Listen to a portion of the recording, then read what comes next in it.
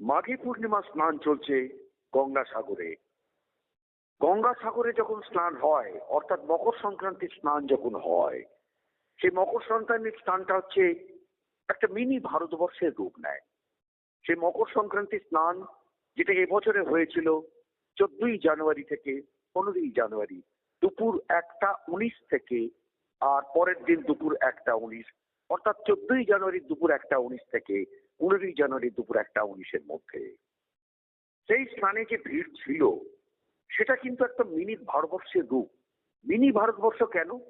সেখানে সারা ভারতবর্ষের বিভিন্ন রাজ্য থেকে সমস্ত পুণ্যার্থীরা আসতেন এই মকর সংক্রান্তি স্নান করে মোক্ষ লাভের আশায়।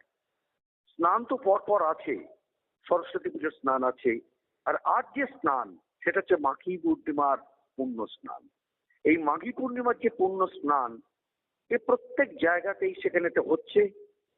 ভারতবর্ষের বিভিন্ন যে পবিত্র স্থান যেখানেতে রয়েছে সেখানেতে এই স্নান চলে।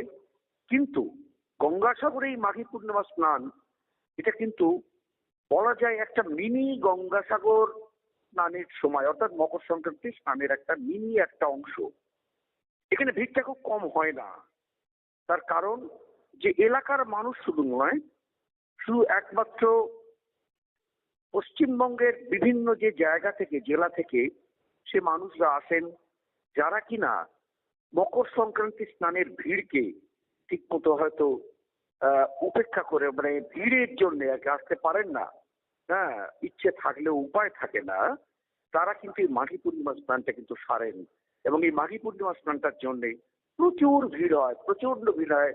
সেও কিছু নয়, অন্তত লক্ষাধিক ভিড় এখানেও হয়। না হলেও হিসেব মতো যা প্রতিবারের যেভাবে এই ভিড়টা আসে এই গঙ্গাসাগরে, অর্থাৎ সাগর দ্বীপে, এই কপিল মুনির আশ্রম সংলগ্ন যে দ্বীপ, সেই পবিত্র দ্বীপেতে সেক্ষেত্রে দেখা যাচ্ছে প্রায় 2 থেকে 3 লক্ষ লোক তারা স্নান করতে আসেন। তারা কিন্তু ভিন রাজ্যের না হলেও আমাদের এই রাজ্যের বিভিন্ন জেলার বিভিন্ন পুণ্যার্থী। এতেও প্রশাসন যথেষ্ট নজর রাখে এবং প্রশাসনের নজর থাকে যাতে কোনো রকম পুণ্যার্থীর কোনো অসুবিধা না হয়। এর জন্য কিন্তু প্রশাসনিক কাজ একটা থেকে যায় এবং তাদের যে দায়িত্ব সেটা প্রশাসন পালন করে। আমরা মকর সংক্রান্তি স্নানকে দেখব, আমাদের ক্যামেরায় আপনারা লক্ষ্য রাখুন যে সাগর দ্বীপে গত 14-15ই জানুয়ারি দেখেছেন লক্ষাধিক মানুষের যে ভিড় স্নানের জন্য মোক্ষ লাভের আশায়।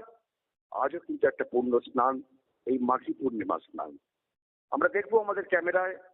আপনারা দেখুন, আপনারা উপভোগ করুন যে মকর সংক্রান্তি স্নান কিভাবে মানুষ তার পুণ্য লাভের আশায় এই স্নানের জন্য এসেছেন এই সাগর তটে। চোখ রাখুন, আপনারা আপনাদের মূল্যবান মন্তব্য জানান, শেয়ার করুন, ভালো লাগবে।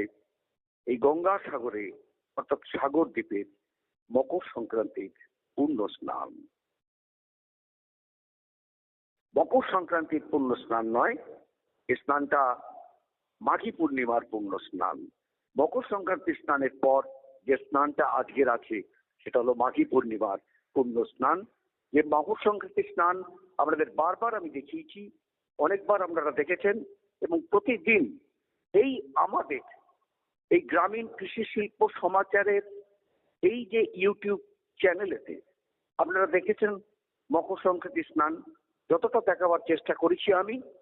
এবং আজও আপনি দেখুন মাঘী পূর্ণিমা স্নানকেও আমরা বিভিন্ন ঘাটে যে স্নানগুলো হচ্ছে সেগুলো দেখাবার চেষ্টা করব।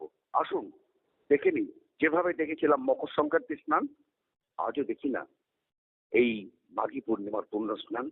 ভালো লাগবে, দেখুন।